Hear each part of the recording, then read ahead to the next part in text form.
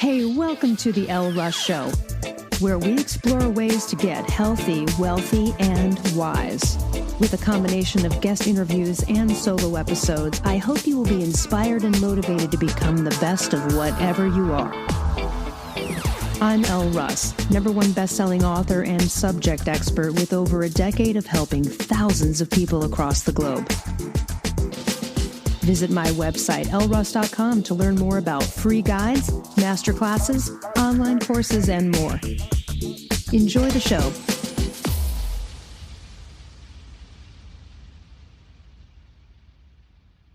All right. Hello. I am going to chat about the impact of iron and ferritin on hypothyroidism and understanding this connection. All right, look.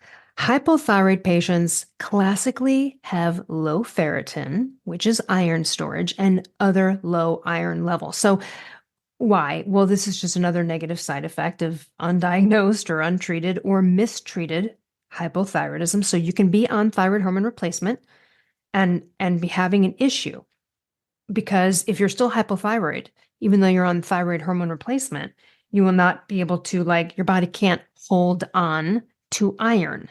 So that's going to be an issue. The other issue lies with even getting on thyroid hormone replacement, thyroid hormones to begin with, is that if you don't have proper, substantial, good ferritin levels, iron storage, the thyroid hormones you're taking, you are going to have trouble raising the dose. As you go up the ladder to try to raise to your optimal dose, you're going to have trouble. And that is because, if you look at it, I'll explain it further, but the general concept is ferritin iron storage. Ferritin is iron storage, is what I meant. It's not one word.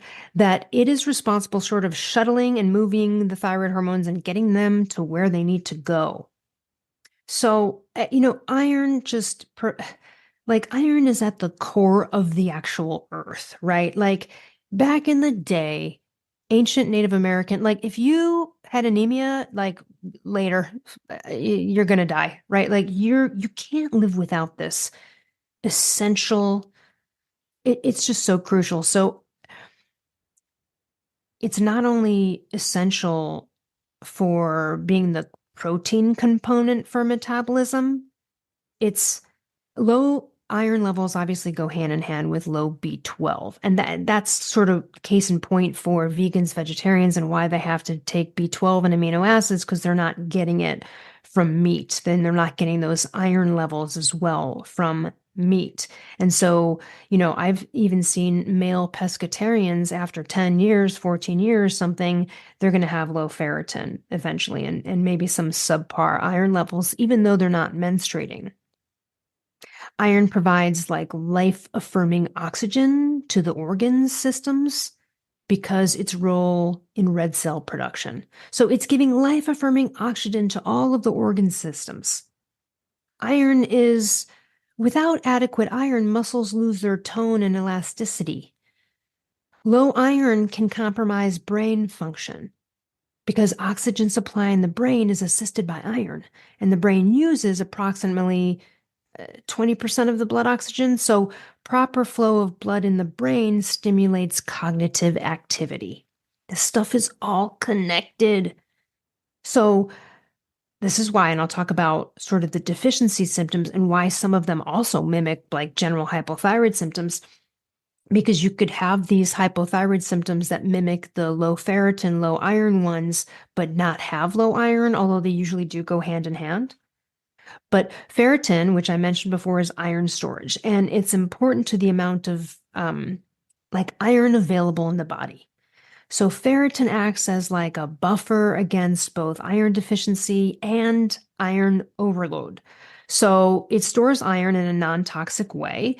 It deposits it in sort of a controlled fashion, and then it transports it to areas where it's needed. So T4 has a hard time converting to T3 also when low levels of ferritin are present.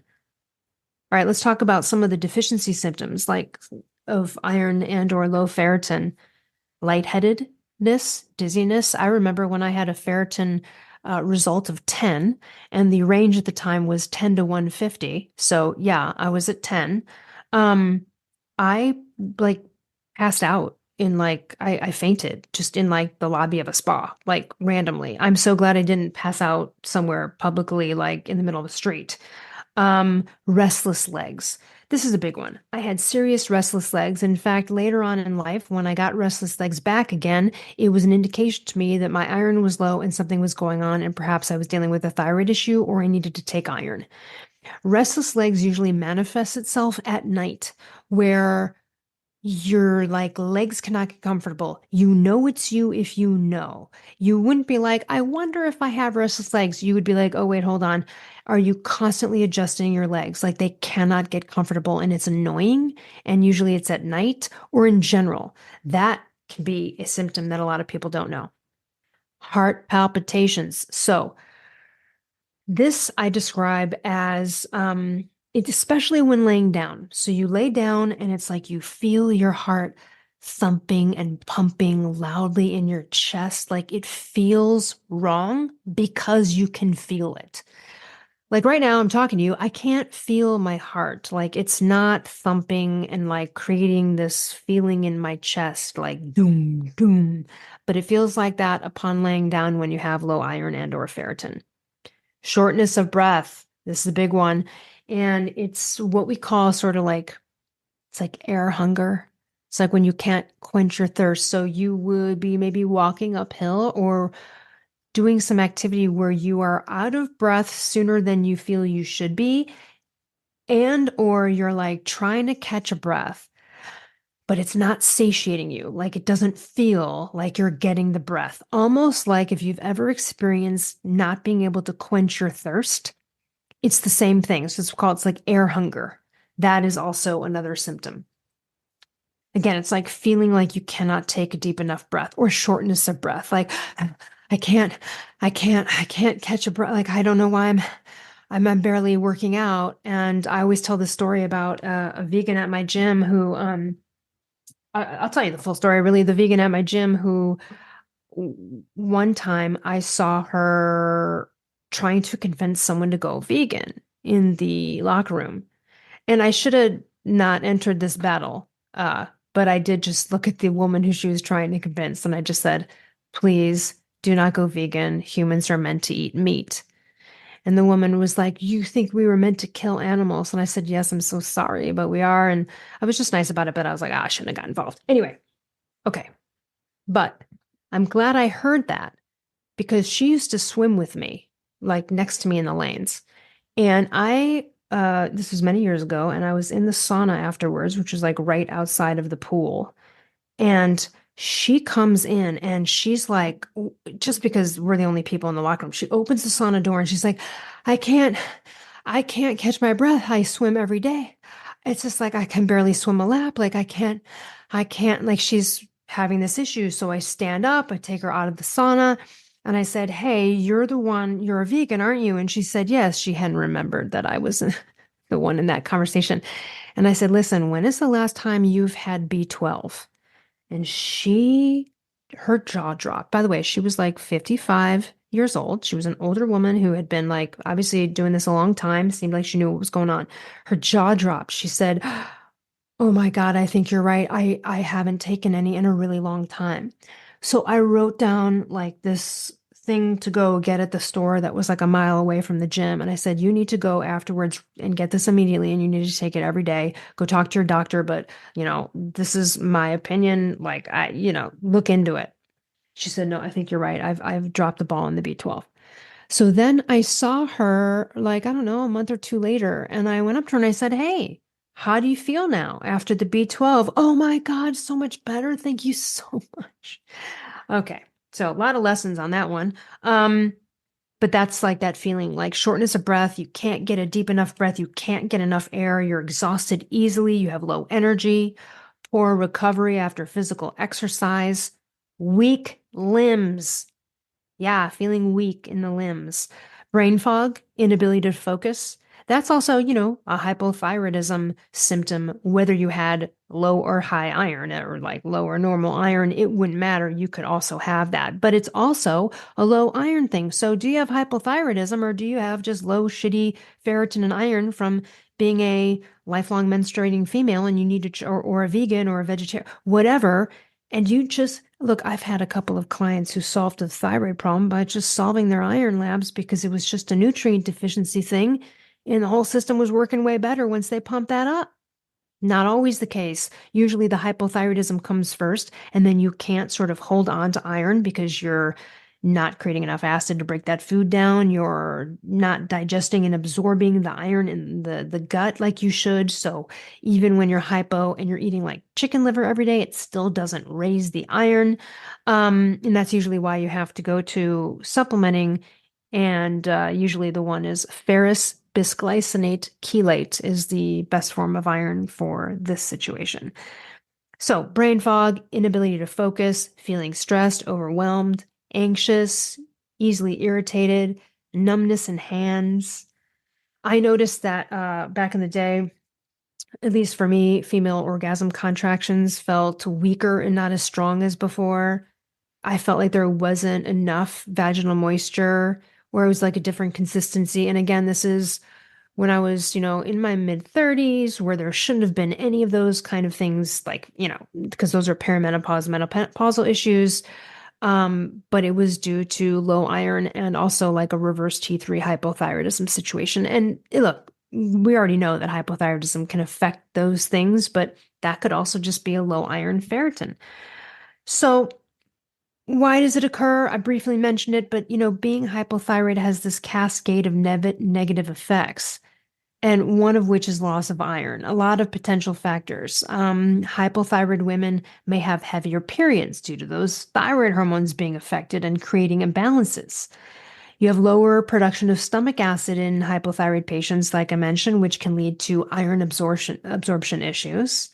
Just inflammation in general from being hypothyroid or having Hashimoto's hypothyroidism, or inflammation from like maybe unknown food sensitivities, like certain foods like gluten, dairy. So, where do you get iron? Well, food sources, meats, organ meats like liver, green leafy vegetables, blackstrap, molasses, eggs, cooking foods in a real cast iron skillet can help.